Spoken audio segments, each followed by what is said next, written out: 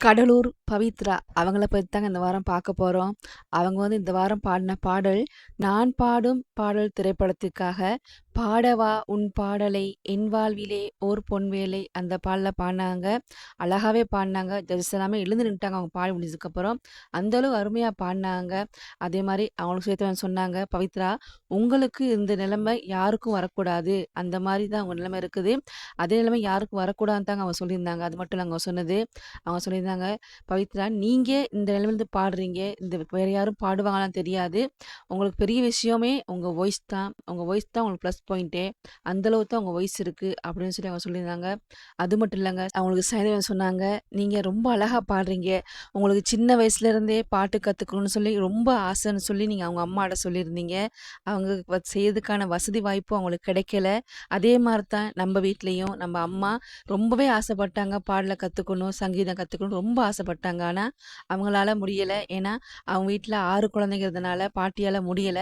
அதுக்கப்புறம் எங்கெல்லாம் சங்கீதம் கத்துக்க ஆசைப்படுறேனோ, அங்க எல்லாமே அனுப்பி என்ன சங்கீதம் படிக்க வச்சாங்க.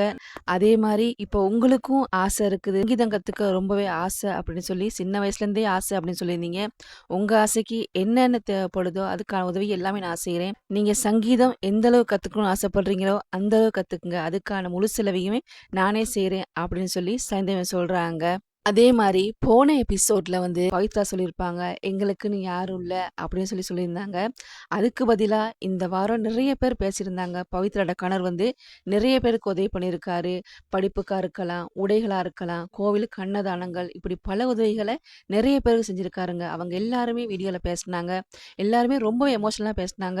அண்ணா, அண்ணான்னு சொல்லி பேசுனாங்க. மாமான்னு பேசுனாங்க. நிறைய பேர் பேசுனாங்க. எல்லாருமே சொன்னது, "இவரு நிறைய உதவி பண்ணியிருக்காரு. அவர் இல்லாட்டியும் எங்களுக்கு நிறைய உதவி பண்ணிட்டு தான் போயிருக்கிறாரு" அப்படின்னு சொல்லி ரொம்பவே எமோஷனலா பேசுனாங்க. அதே மாரி நிறைய பேர் வந்திருந்தாங்க. மேடைக்கு வந்திருந்தாங்க. எல்லாருமே பேசுனாங்க. எல்லாருமே பவித்ரா வந்து கட்டி புடிச்சு அழுதாங்க. ரொம்பவே எமோஷனலா இருந்துச்சு. எல்லாரும் அழுவுறத பார்க்கறதுக்கு ரொம்ப கவலையா தான் இருந்துச்சுங்க. அதே மாரி பவித்ரா ஒரு வார்த்தை சொன்னாங்க, "எல்லாருக்குமே எல்லா கஷ்டங்களும் தாங்கிக்கலாம். அதே மாரி ஒரு பெண்ணுக்கு எவ்வளோ கஷ்டம் வந்தாலும் தாங்கிக்குவாங்க. ஆனா தன் பொண்ணு அப்பா எங்கன்னு கேட்கும்போது மட்டும் அவளால ஒண்ணுமே பண்ண முடியாது. அந்த நிலைமையில தான் நான் இருந்தேன்.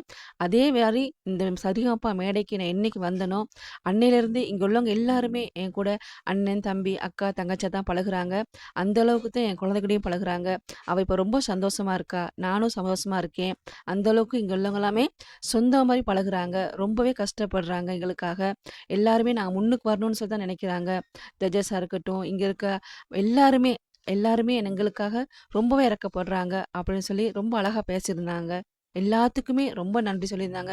ஏன்னா, அவங்க முன்னுக்கு வரணும்னு சொல்லி எல்லாருமே நினைக்கிறதாவும் சொல்லியிருந்தாங்க. இதான் சொல்லியிருந்தாங்க, அவங்க மேடைக்கு வருவாங்க. மேடையில வந்து அவங்க சொல்றாங்க, "எனக்கும் இந்த வயசுல தான் ஒரு பொண்ணு இருக்கு.